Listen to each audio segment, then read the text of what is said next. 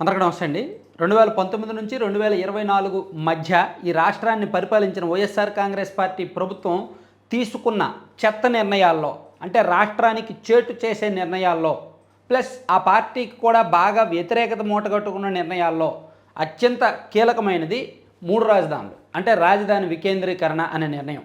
బహుశా అమరావతి ఆ ప్రాంతం మీద పగతోనో, చంద్రబాబు నాయుడు గారి మీద కోపంతోనో, లేదా భూములు ఇచ్చిన రైతుల్ని నాశనం చేయాలనో, లేదా విశాఖపట్నంలో వీళ్ళు ఇక్కడ భూములు దోచుకున్నారు, మేము విశాఖపట్నంలో భూములు దోచుకుంటాము అని ప్లాన్ వేశారో, కారణం ఏదైనా సరే రాజధాని వికేంద్రీకరణ అనే నిర్ణయం వైఎస్ఆర్ కాంగ్రెస్ పార్టీ ప్రభుత్వ హయాంలో తీసుకొని రాష్ట్రానికి తీరని ద్రోహం చేశారు.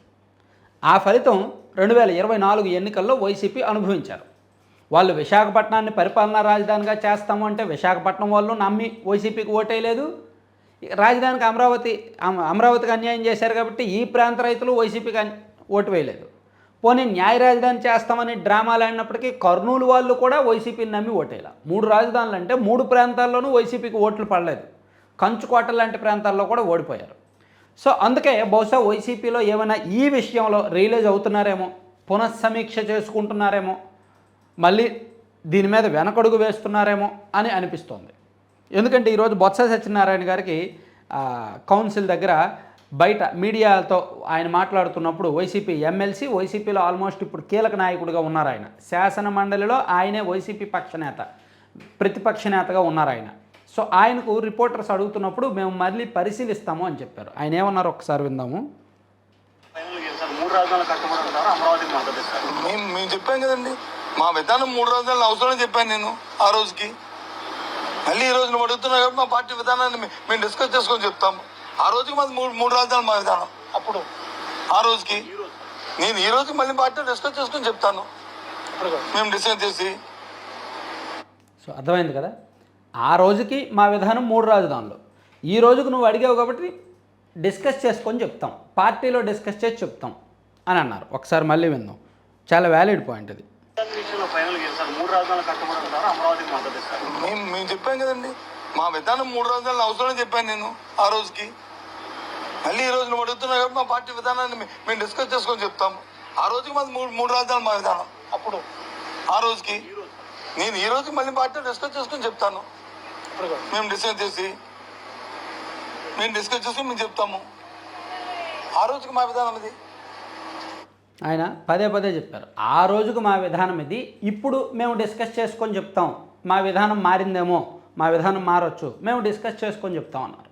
అంటే ప్యూర్లీ బహుశా 3 రాజధానుల విషయం వాళ్ళకి బెడిసి కొట్టింది, వైసీపీకి చేటు చేసింది, జగన్మోహన్ రెడ్డి గారి రాజకీయ జీవితాన్ని దెబ్బతీసింది ఈ నిర్ణయం అని బహుశా వాళ్ళు రియలైజ్ అవుతున్నారేమో, అంతర్గతంగా చర్చించుకుంటున్నారేమో.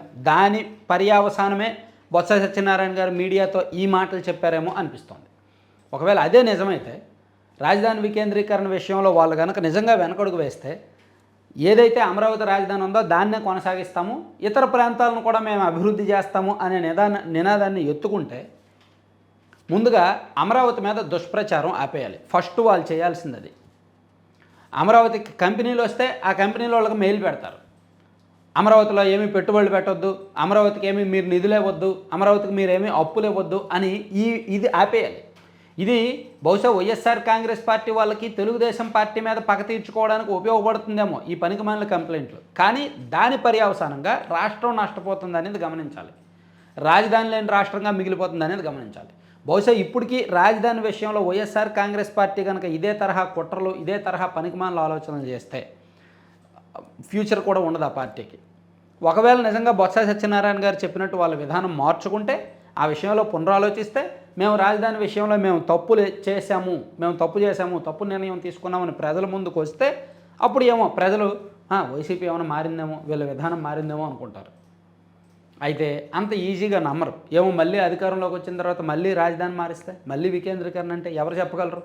ఎందుకంటే 2019 ఎన్నికలకు ముందు కూడా అదే చెప్పారు, మేము రాజధానిని మార్చము, జగన్మోహన్ రెడ్డి గారు కూడా అమరావతిలోనే ఇల్లు కట్టుకున్నారు, సో మేము అధికారంలోకి వచ్చినా రాజధాని అమరావతి ఉంటుంది అని వైసీపీ వాళ్ళు 2019కి ముందు ప్రచారం చేశారు. కానీ అధికారంలోకి వచ్చిన 8 నెలల్లోనే రాజధాని వికేంద్రీకరణ బిల్లు తీసుకొచ్చారు. కాబట్టి వాళ్ళు చెప్పినా సరే నమ్మడానికి లేదు. కాకపోతే బొత్స సత్యనారాయణ గారు చెప్పిన మాటలు మాత్రం కాస్త వ్యాలిడ్, వైసీపీ విధానపరమైన నిర్ణయాల్లో కాస్త మార్పు రావచ్చు.